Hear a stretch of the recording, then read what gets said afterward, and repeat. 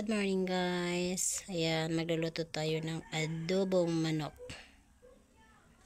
Wala ata atong pansahog pero marami namang karne. Yan yung puro hita na lang guys ng aking alagang manok. Kasi yung katawan na una ng lutuin. Okay, let's start.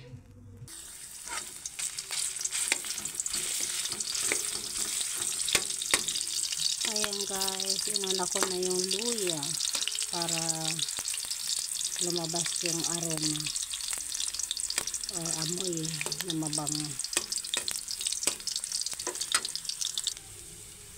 And next, yung ating bawang. Antayin natin mag-brown ng konti.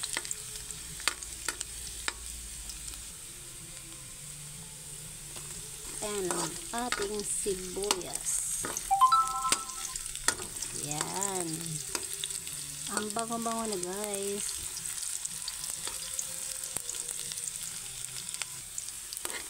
Ayan, malapit na siyang mag-brown.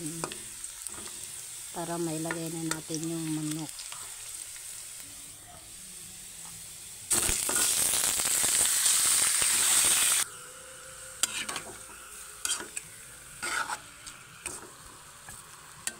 Okay, takpan muna natin. Antayan natin maluto ng konti para lumabas yung sarili niyang tubig, sarili niyang sabaw.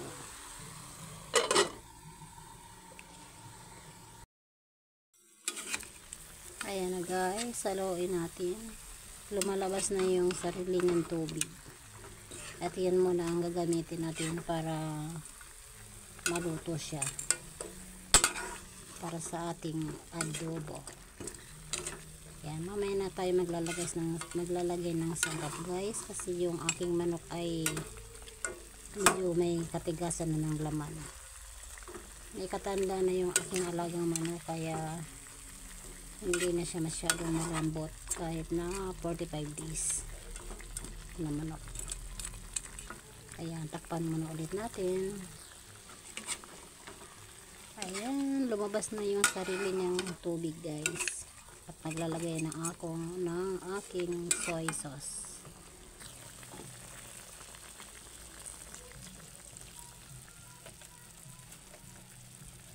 At yung ating paminta. Ayoko ng buo-buo paminta guys, kasi nakakain ko. Kaya yung durog na lang.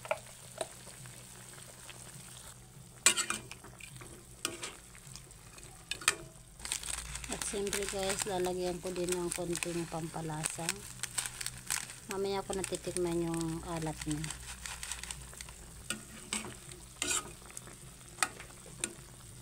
Takpan ulit natin. Kasi hindi pa masyadong malambot.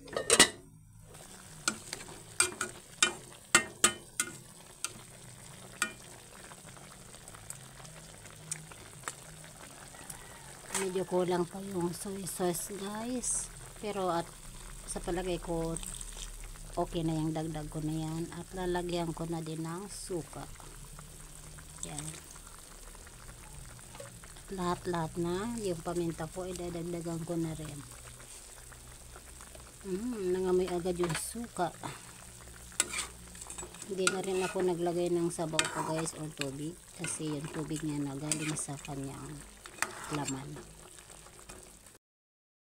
Kaya ayan guys, ako naman kapag nag-aadobo, bago siya maluto ng tuluyan, tinatanggal ko muna yung sabaw guys, kasi gusto ko matuyuan muna ng konti yung laman, yung medyo ma-fry ng konti yung balat. Pagkatapos nyan, ibabalik ko ulit yung sauce. At yun na, kunting kulo lang, okay na siya. Yan, antayin muna natin yung parang kunting fry.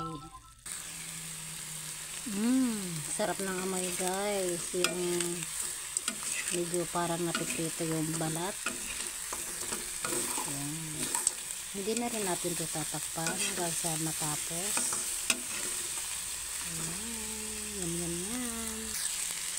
Ang sarap ng tunog.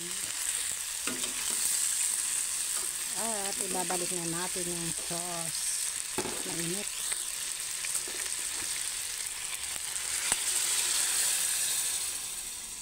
Ayan, ganyan yung style ko sa pag-adobo.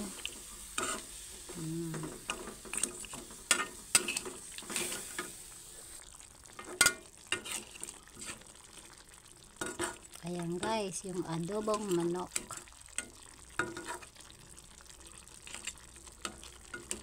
Lumalabas na yung sarili niyang mantika. Adobong manok for today. Ayan. Yum, yum, yum. Thanks for watching guys, and God bless you all. Kuha na lang kayo.